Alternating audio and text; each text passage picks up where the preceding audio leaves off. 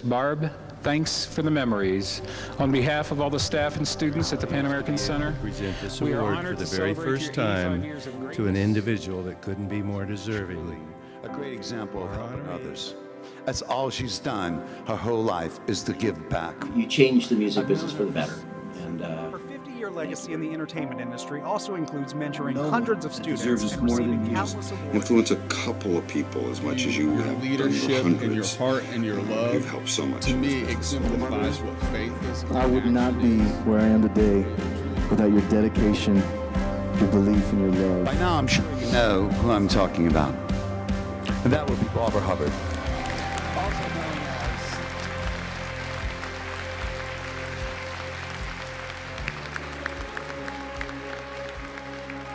Well, I think I know Barbara Hubbard and have known her from about 1968, 1969.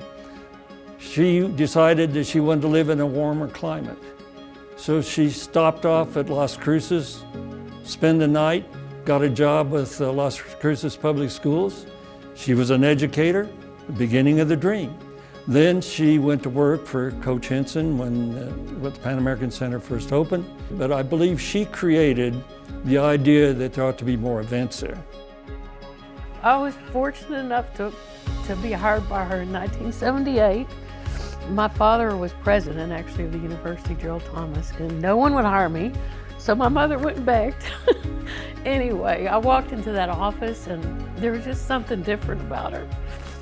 Oh, I tell you what, Gerald Thomas was A+, and Dr. Halligan was similar. And when I ran up and asked if I could do Guns N' Roses, he said, sure, that's fine. And I think he thought it was a country show, but I ran out before he could say anything else. And we did that to prove that we were a building and a stadium that could produce shows.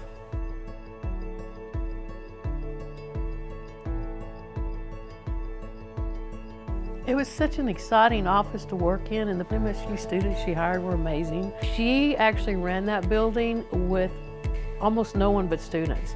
I ran that building starting in 1968 to 1987 without another staff person except D.A. Tyler and Grace LaChapelle up in the box office.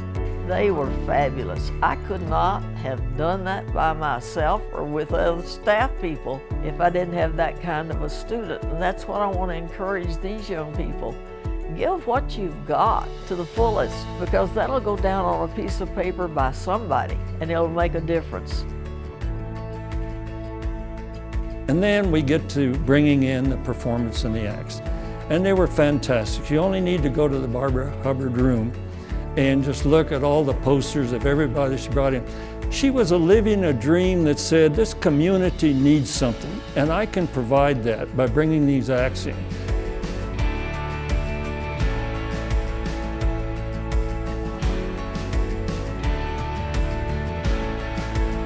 The first act was the Ike and Tina Turner Revue in 1970.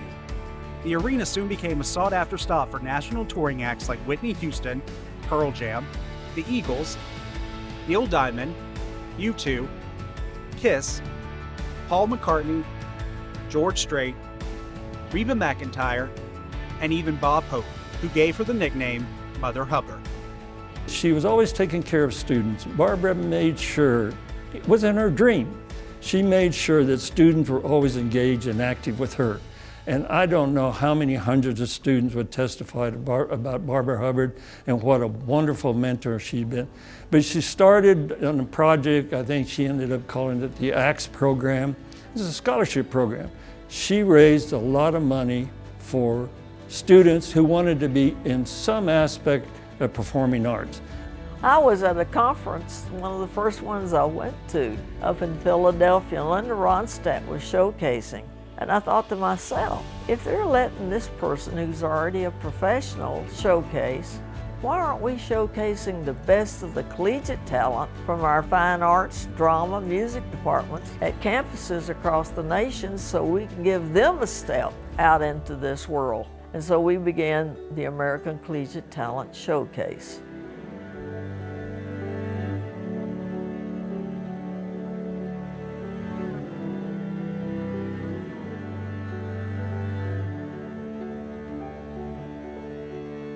Barbara brought NMSU to the nation and the nation to NMSU. I mean, Barbara's received so many awards. Just to name a few, it's the Golden Circle from Billboard, the Lifetime Achievement Award from Polestar, the Top 5 Women of Influence from Venues Today, and last but not least, an honorary doctorate from NMSU.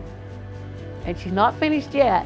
In fact, today she's getting the James F. Cole Award, and I'm so proud of her. And I know all of her students that are in this fraternity that have worked for her are too.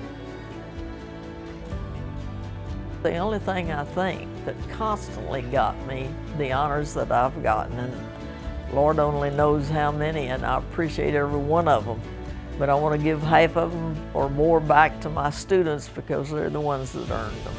I'm still working. I don't get a paycheck from the University, New Mexico State. I don't get one from the ACTS program. But you know what I get? I get a check in my heart from these kids. And that's it.